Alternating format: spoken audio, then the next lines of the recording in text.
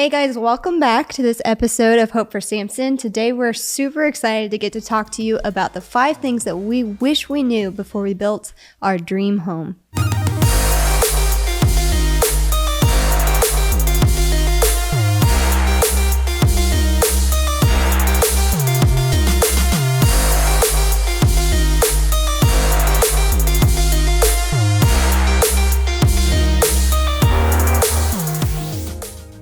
So we are sitting in a home that we absolutely love. Oh my gosh. And, one of the things I love about it is that Hope, my wife, is the one who designed it, literally from top to bottom, all of it, and picked out every single detail of it.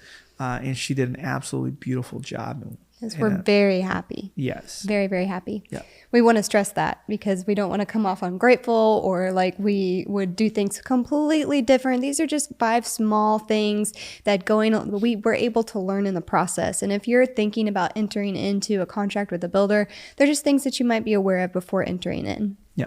Now, before we get there and talk about dream house, okay, I do want to talk about the importance of humble beginnings. And so Hope and I have been married for 6+ years, 6.5 years. And when I think about how our marriage started, our story. We started off with $95,000 in debt, 92 of that student loans. And we felt like we were way behind the starting line. We had to claw our way to zero. Yes, we right? did. That's what I always say.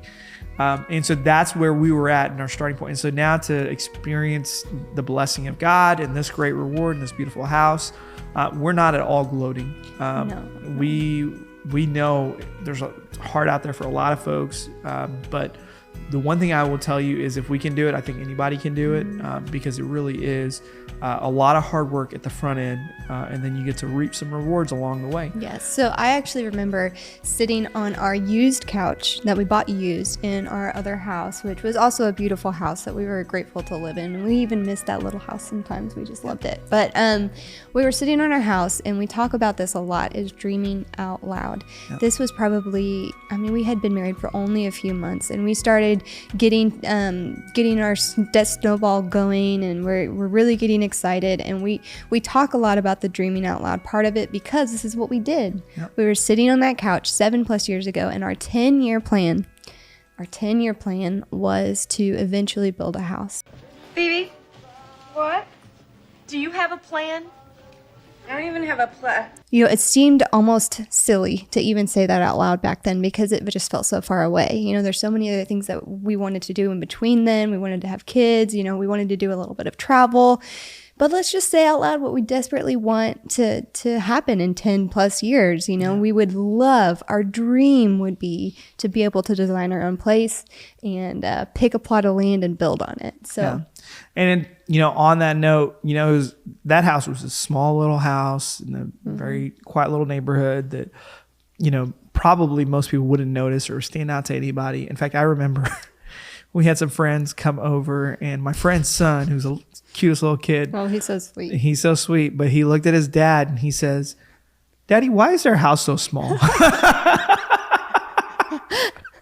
And I just looked at my friend, and it's like his whole face turned red, and he was like, "No." We thought it was adorable, But it is. Kids don't lie. Like, it was a very small house. It for budget wise, it was what fit us, and it was an early on investment for us. Yes. And so when we first got that house, there was a lot. It was very very 80s tastic, and we were very. One thing you need to know about my wife is she's very resourceful, and she'll make a lot of happen with very little money. And so we did a lot of renovations on our own. Some of the things that we did was we painted that house. And I remember the popcorn ceiling. Oh my God, we scraped popcorn ceiling. If you want to test your marriage, y'all, scrape some popcorn ceilings together. Yeah. Oof. And I remember there was one night we were sitting there, after we were so tired. We had spent all day scraping popcorn ceilings. I don't even know if we showered. We were in bed at night, just gross, just being like, do you ever hit that point where you're like, I don't even have the energy to move. Yeah. That's where we were. And I painted the ceiling. We had done scraping popcorn. I painted the ceiling. And we're laying in bed just looking up. We're so tired. And Hope looks up and she said, "Hey, babe, you missed a spot over there." And I had this like moment of spiritual clarity. And I remember I spoke this powerful thing to both of us. I said, babe, I just want us to remember this house, as much as we love it, is not our home. It is a pile of dirt on earth. Our home is in heaven. And so all this is just a pile of dirt. And then Hope, without missing a beat, looks right at me and says, "What?" I just want all my dirt to be painted the same color. And so the only reason I share that is because in all of this talking about building or buying a new home or whatever, what I don't want to get lost on is the importance of humble beginnings. Yes. Yes. There is some folks, you just want to skip a step or two and you just want to go ahead and get that. You just got married, so you just want to go ahead and get that new car, get that new house, all that kind of stuff. And what I would say, there's something beautiful about starting in a small house, starting in a small setting, starting in an apartment rental situation, while you're paying off debt, while you're setting yourself up for success in the future. Because the more you do that, the greater the rewards on the back end, right? The better you can have success later on. Yes. And so there's this process of learning, right? I don't know if anybody else went to college with somebody that either had their parents pay for their car or their lodging or everything, maybe their tuition and all. And I really want to be able to do that for Charlie one day. So I'm not knocking that process. But I remember just distinctly there being a distinct difference between those that had to earn every single credit hour, like working for it, and how much effort they put into those classes and how much they appreciated their education versus having somebody else pay for it. Those students typically didn't have the same appreciation for things that came later on in life. Is that fair? Yeah. Because if you work for it, if you're in the process, if you have to roll up your sleeves and get dirty in the process, then like when you get the reward and you make the achievement happen, oh, it is so sweet. It is so sweet. Yeah. So. You experience the pain, so the pleasure feels better. Yes. Right? Yes. Okay. So then let's talk about what we would do different or what we could do better in this process. And hopefully somebody out there, maybe if they're in that step, in their baby steps, if they're in that step of the process, looking at a new home or moving into a new house or building or something like that, what could they learn? So right off the bat, you're thinking through your budget of how much square footage that you can afford, how many bedrooms, how many baths, how much footage on the plot of land you're purchasing. You're having all of these numbers that you're crunching before you make a decision and before you sign a contract. And one of the things that we would suggest is to be adding $10,000 to that budget at least for your move-in budget. Yep. Mm-hmm. Yeah, because the one thing you cannot predict is all the things that you can't predict, right? So you think something's going to cost, $1,000, might be cost $2,000. And we're not talking about repairs. We're just talking about the cost of moving into a new home. And there's some surprising things that pop up that you wouldn't think about. Of course, there's movers, which can cost anywhere from $500 to $600 to $1,000. If you have to store, we had to store our belongings for a couple of months because this house wasn't ready. Because the builder, bless their hearts, they always tell you a date, but I would add 3 months on to whatever date they give you because it's just the way that we live. In fact, now in the era that we're living, I would tack on more than that. So maybe even 6 months, give them some wiggle room because of the supply chain being what it is right now. Yeah, and I think those are the things that are just out of everybody. It's not just a builder. It's just out of everybody's hands. Everybody's control is like, if the stuff isn't here, if windows aren't ready or doors aren't, there's not much they could do, right? Yeah. And we also recommend setting some money aside for curtains. Curtains are expensive, y'all. Blinds do not come with a new house, so you're looking at about $1,000 there. Curtains and curtain rods, $600. And then one of the biggest expenses for us was a fence. And we probably got a dozen quotes. In our fence, we don't have a huge backyard, but our fence cost about $6,000. So it's a big chunk right there. New furniture, your furniture is not going to fit the same in this new space. And as soon as you move in, you're going to be aware of that and you're going to want to buy new things. And what's going to happen if you don't budget for these things, you're going to buy them. you're probably going to put them on credit because you're going to move into this beautiful new house and put a used couch in the middle of it, and you're not going to like it, and it's going to just bug you until you can make the change. So that's why we advise. And another thing is garage door opener, keypad for the door, landscaping, and gutters are not included. So yeah. And so the reason we share this, I remember I was talking to a friend. He's like, hey, I watched your video on how to buy a car. And at the end of the video, it was basically like, don't buy a car. And so I know sometimes we give you that we're just feel. like this big killjoy. Yeah. Like, I don't know why any of you watch these videos. Like, we're just Debbie No, Downers. hey, you know that thing you want to do? Don't do it. We want you to think that we want you to do it. Just do it later. Just do it a little bit Do it when it's later. best. And so for us, even building up to this house, it was a lot of years of saving up. It was a lot of working hard so that we could put ourselves in a situation where we could do it in a way. And I remember a couple of years before, I was trying to convince Hope, like, hey, we're in a great spot. Let's go buy a house, build whatever. And she was like, no. I didn't want to. She's like, Samson, the thing you need to know about me is that when we go buy that house, I'm going to want this, this, this, and this. Mm-hmm. And I don't want to compromise on those things. I want to do it the right way. And so I'm sure there's some woman out there that would understand that. There's a lot of men out there that do. But that was one of the caveats. That was one of the points of concern for her. And so we waited until we knew we had stockpiled that away, and we'd worked really hard. And we talked about in another video how we learned early on how to live on much less than we made. And so we ended up living with his parents for 2 months. Well, that was an unfortunate situation. That was fun. That was not intentional. We love our in-laws, but I love my parents. we love them so much. But they were I don't want to be a burden that, to them, whew. and that's not a fun place to be. But that was only because our house wasn't ready, and that was unexpected, and so we had to that find goes a back place. to that tagging on an extra couple of months to give them the margin to finish. Yes. Because if you make plans, they'll change. Yeah. And so the one big thing we learned in that process is we had to figure out,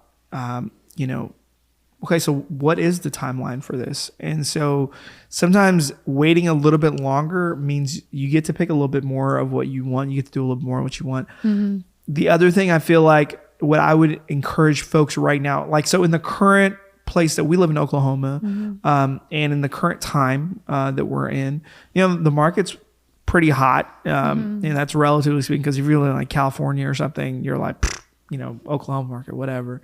But the market's kind of hot right now, and it has been for the last year. And so houses are a lot more expensive now than they've ever been. Yeah. And that causes prices of those houses to go up. In fact, I was talking to somebody recently that they were like, oh, my house value went up. I think I'm going to sell it so I can get another house. And I was like, well, did you consider that the next house is going to be really expensive? That's like everybody in Oklahoma right now. They want to sell their house and move into a new house, but the new house is going to be more expensive. Yeah. And here's what I want to add to that, Samson, if I can, is that, I think really, really great things happen when you follow the Spirit. And the Holy Spirit can make things happen that you did not think possible. So I think if you're following these precepts and you're practicing self-denial and you're saving and saving and saving and you're giving and giving and giving, that God opens doors, right? I didn't want to move, and Samson kept pushing and kept pushing, saying, I think this is a great financial decision. And literally, y'all, the doors just opened for us to make a good decision that was financially advantageous for us. So I think it would be a mistake, and we would not do justice to you if we didn't say to wait on the Spirit. He will get you where you need to be. If you practice patience and you practice frugality and you're practicing generosity, that He's going to make your dreams come true sooner than you think that they will. Yeah. So. Absolutely. So I know it's a little bit of a risky thing to wait in this market, because inside you're thinking, well, if I wait too long, the houses are going to go up 10% next year because there's all these projections floating around. But we just want to stress to you that, when the timing's right and you're leaning on the Holy Spirit, He's going to direct you and He's going to help you. And your mentors are there for that as well. And we really, really encourage you to rely on those resources. Yeah. And a lot of what we talk about is principles that are for a lifetime, right? This is how you practice long-term, handling of your wealth and your resources and how you do it for God.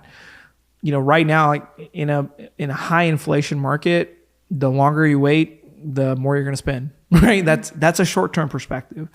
But in a long-term perspective, why spend more right now when you could have savings down the line, when you could save up and put yourself in a better position? Because it's not always going to stay this way. It might, right? The world might be coming to an end. But at that point, you probably wouldn't care about a house, right? Number 2, adjust your expectations. So I think this is a big one because, if you're waiting and you're being patient, then what happens naturally in that process is you get these big, lofty expectations for everything to be perfect. And your home is going to be built by human hands, and it will not be perfect. And so if you have these lofty ideals and it has to look exactly like XYZ or else you're not going to be happy, then guess what? You're going to move into a home that doesn't make you happy. And so what we want for you is we want you to move into that space, acknowledging that, this is not going to be perfect up front, but this is still a gift. And I want to be grateful for every single step of this process. Yeah. One of the things that we had a conversation about early on is this is kind of going back to that conversation we had in bed, and we're talking about the dirt being the same color. But one of the conversations we had was that this isn't our forever home, right? And we had we heard a lot of people use that term, forever home. Well, heaven is our forever home. We've had this conversation really well about this. So we said, this is our 5-year home. Right? And not to say that in 5 years we're going to move out. We might not. Right? But it is to say, hey, you know what? This is a temporary home, just like any home on earth would be. And so if you take the pressure off yourself by saying, this is not where I'm going to live forever, suddenly, you know what? If things don't turn out the way that you expected it to be, it doesn't hurt because you're like, you know what? It's a temporary thing. It's a 5-year thing. I could live with that. No big deal. But if you're like, hey, this is what it's going to be like forever, which is a foolish position to begin with because this house will not last forever. No house on earth will. Then you are going to hurt yourself because it's going to feel like a disappointment no matter how great your house is. And you're going to find yourself when you're in the when you're in the mindset of this is my forever home, you're probably going to be spending more and upgrading everything that you can because in your mind you're like, oh, well, it's forever. This is an investment. But really, if you can stick to your budget and avoid some of those unnecessary upgrades, it's going to be better for y'all in the long run. Trust me. Yeah.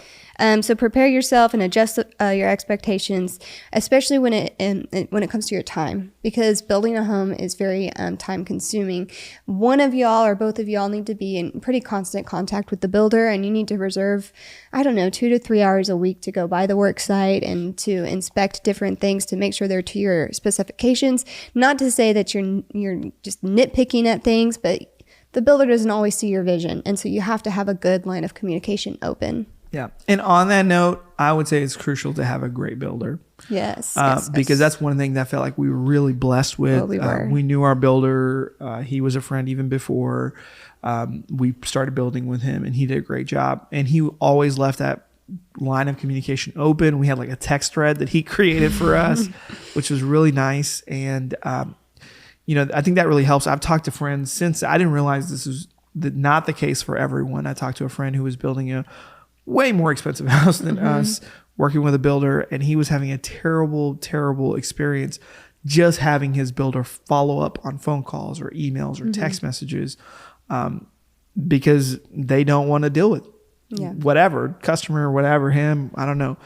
But I think having a great builder that you can have good communication with is super helpful. Yes. So we looked at that finding the builder thing like almost like an interview process. Like we were interviewing them. Yeah, we were. And we did sit down with another builder, and I remember getting back in the car And Samson, I mean, I felt fine about it because I didn't know what to expect. I'm like, okay, this is just the way it is. Like, this is the way the situation is going to be, because that builder was very like, I will not do this.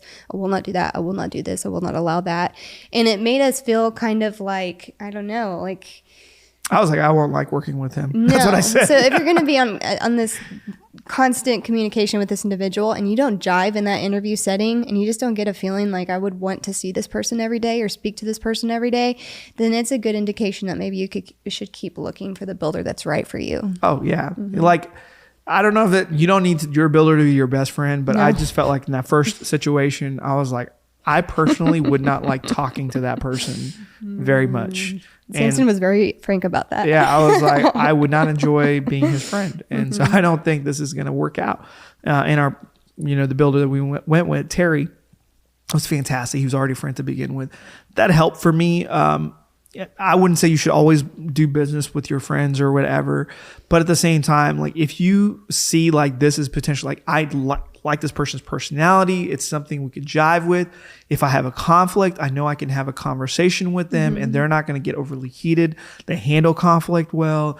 They have straightforward conversation. Like, you kind of know that going in. Those are the kind of things that you are looking for. I think the third thing would be to adjust your expectations when it comes to having frank conversations. So my personality doesn't like to have any form of conflict or even healthy conflict. Okay. Is that true? I don't like, I never knew that. I don't. I like get sweaty. Like, even just talking about it now makes me kind of sweaty, because like going into this process. Hold on, wait. You, my wife, well, are you don't honestly count. saying you don't. You count. have. I can have plenty of conflict with him all day long. Okay. But like, when it comes to people I don't know very well, like, I don't want to walk up to a stranger and be like, hey, that's not how that's supposed to be, And so if you are the type of person that is like that and does not like to have straightforward conversations where emotions are set to the side and you're just it's business, then you need to adjust your expectations when it comes to those conversations and prepare yourself emotionally to have frank conversations about expectations, because that has to happen in this setting. And if you're not the type of person to be able to do that, then you really need to prepare yourself for that before taking this step. Yeah, that's really good.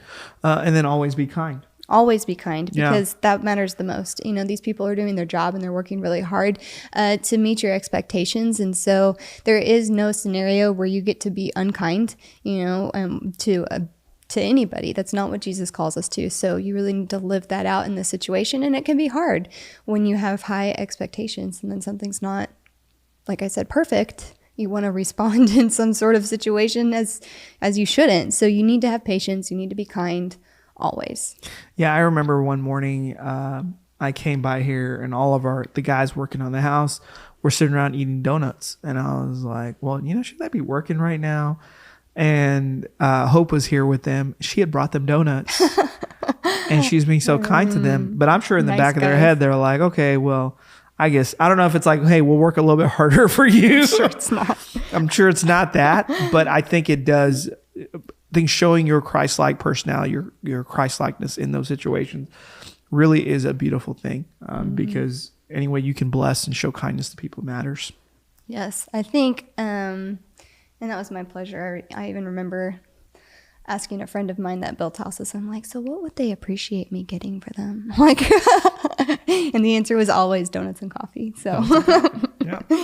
I think that's a great move, actually, if you want to just make them understand how grateful you are, because these people are literally building your home from scratch. The floors that your babies are going to be crawling on, like, that's really a gift. And less than 1% of the population gets to build a home from scratch. So you're already walking into this space that is extremely providential and just supernaturally blessed. And so you want to walk into that space with gratitude and treat people as such. Yep. Number 4 would be know exactly how many rooms and square footage you want up front. Yep. Because you can't, I guess you could add it, but it's really expensive to add it in the back end, right? Yes. And so you want to be able to walk into a situation knowing, like, okay, this is what we need, and adjust other expectations around the things that are most important, like square footage and the number of beds and bathrooms. So one of the things that we go back and forth on is putting a guest room in our home. Maybe that was something that we should have considered. We were, I remember our builder we thought we would be great just having, a boys' bathroom and then our bathroom. Yeah, and just 2 bathrooms. Our builder was like, wait, you're a pastor's wife, right? And I was like, yeah. And he goes, you're going to want a powder bath. And I am so glad that he said that because, we have guests over here all the time and we wouldn't want them to see the boys' dirty bathroom and walk into our master bathroom, And so that was really some really good advice for us. Mm-hmm. Yeah. And I think, I always go back to Stephen Covey, having the end in mind, having a clear vision of what you're trying to accomplish. You're planning your house based on planning your family and also planning, I say, your ministry, like how you're serving people with this resource that God has given you. And so what are you going to do in that space? And so if you're hosting people, then you need to consider that as well. Another example of what you need to think about is things like outlet placement. If you want to have sinks somewhere, that needs to be determined at the beginning of the process because they can't go back in after the foundation has been poured and make those adjustments. So some things you can choose and select after, the initial contract is being signed. But sinks and things like that require, wiring underground and pipes, that cannot be adjusted. So that all has to be decided up front. Mm-hmm. If you want outlets in the ground, on the floor, that has to be decided. And so there's a lot of things that you need to know before you're signing this contract with your builder. So our last piece of advice would be to make upgrades for the things that are going to be a good return on your investment. Yes. So I think everyone kind of knows this, or I'm sure you heard it somewhere. The biggest return on investment when you're actually in the process of building a home, it's going to be like in your kitchen, bathrooms. Like those are the places that people use where square footage. Yeah, mm-hmm. Where like those kind of things really matter. And so you're going to want to pick those items, I think, in a way where I think this is why I'm really grateful for Hope. Like she picked things that not only would we like unique to us, but if we're ever going to sell this house, that we think that most people would like. And so I think that's something to keep in mind. It's still a business decision as much as it is a personal decision. Because remember, it's not our forever house. It's our 5-year home, right? And that's how we want to approach it. Not that we live in it for 5 years, but that we would treat it in a way where it's a temporary home. How do we make sure that we can turn around, sell it, get rid of it, whatever, if we needed to? And I think one of the key elements of that from a design standpoint would be selecting a neutral color palette, not doing anything that's too trendy that will in 5 years expire and you'll have to redo it. So when it comes to upgrades, I don't even know, like a statement wall or something like that, and it's going to cost you another $1,000, $2,000 to do it, you might double back on that and think, okay, well, in 5 years, will this trend still be around? And will a prospective buyer walk into this house and say, you know what I want to do?